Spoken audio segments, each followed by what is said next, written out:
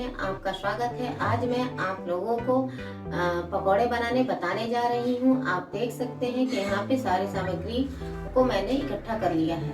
हमें बेसन का घोल बनाने के लिए इन सब सामग्रियों को हमने इकट्ठा कर लिया है। सबसे पहले बेसन, आधा घंटा पहले मैंने चावल को साफ कर भिगो कर रख दिया था। 1 स्पून जीरा, 12 से 14 कलियां लहसुन, 3 इंच अदरक और 2 हरी मिर्च और ये धनिया पत्ती, जिसका हम पेस्ट बना लेंगे।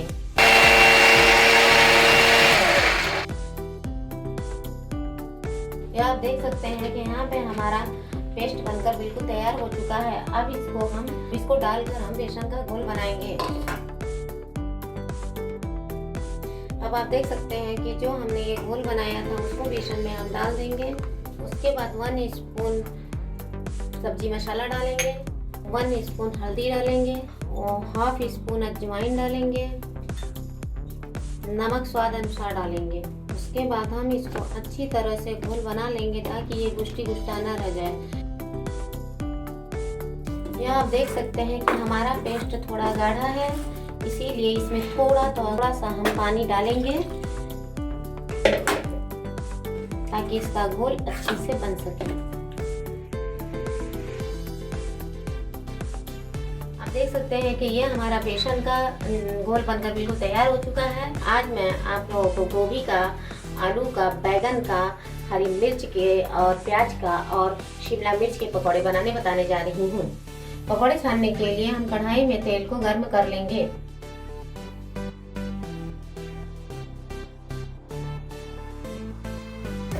अब आप इसको इस तरह से लपेट कर और फोक की सहायता से पकौड़ों को कढ़ाई में डाल दीजिए।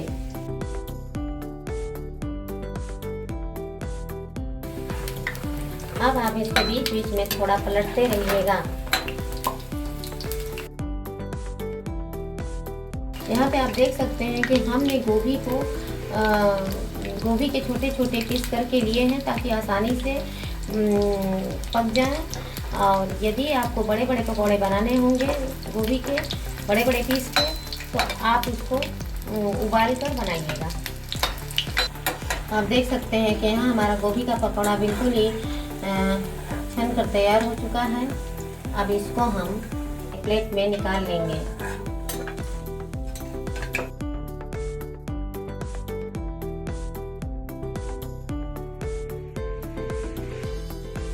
अब आप देख सकते हैं कि यहाँ पे मैं बैगन के पकौड़े बनाने जा रही हूँ, जो अच्छे से लपेट कर आप इसमें फोक की सहायता से डाल सकती हैं। बैगन बहुत ही सॉफ्ट होते हैं, इसलिए इसको यदि आप बहुत पतला या बारीक ना काटें तो भी ये अच्छे से पक जाएगा। पकौड़े छानते समय ये ध्यान रखिएगा कि आप कहीं जाइए मत, इसको बीच बीच में पलटते रहिए ताकि हमारे पकौड़े कच्चे ना रह जाएं। तो हमारा बैगन का पकौड़ा बिल्कुल छनकर तैयार हो चुका है। अब इसको हम निकाल लेंगे। ये बेसन के जो छोटे छोटे पीसेस रह जाते हैं उसको भी आप निकाल लीजिएगा, नहीं तो तेल खराब हो जाएगा।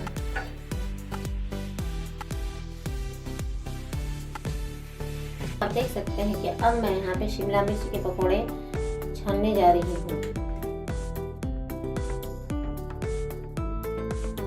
इसके साथ ही आप इस बात का ध्यान दीजिएगा कि ये जो हमारा घोल है इसमें आप कोई भी पकौड़े छान सकती हैं, जैसे पालक के पकौड़े छान सकती हैं, पनीर के पकौड़े छान सकती हैं, लेकिन घोल हमारा इसी तरह से बनेगा।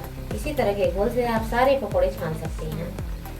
शिमला मिर्च को बहुत बारीक काटने की आवश्यकता नहीं है, क्योंकि हमारा शिमला मिर्च बहुत जल्दी पक जाता है, क्योंकि बहुत ही सॉफ्ट होता है।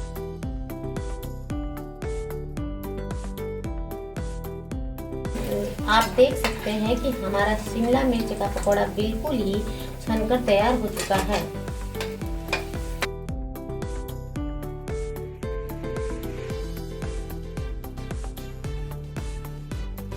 इसके बाद हम आलू के पकौड़े बनाएंगे।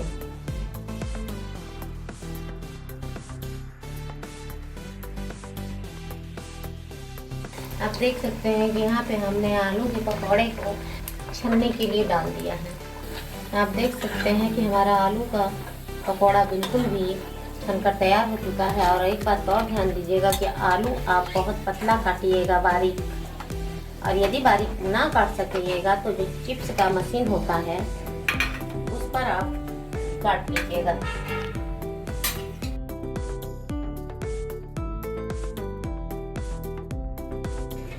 अब यहाँ पे मैं प्याज के पकौड़े बनाने जा रही हूँ।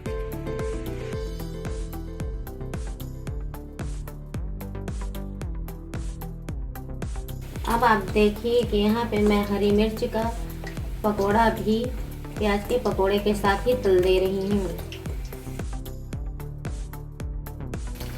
किनारे किनारे डाल दीजिए। हरी मिर्च का पकोड़ा भी प्याज के पकोड़े के साथ ही तैयार हो जाएगा। अब आप देख सकते हैं कि इसी तरह से एक एक पकोड़े करके मैंने पूरे पकोड़ों को गोभी का, आलू का, बैगन का, शिमला मिर्च का और प्याज का और हरी मिर्च के पकोड़े, सारे पकोड़े तल लिए।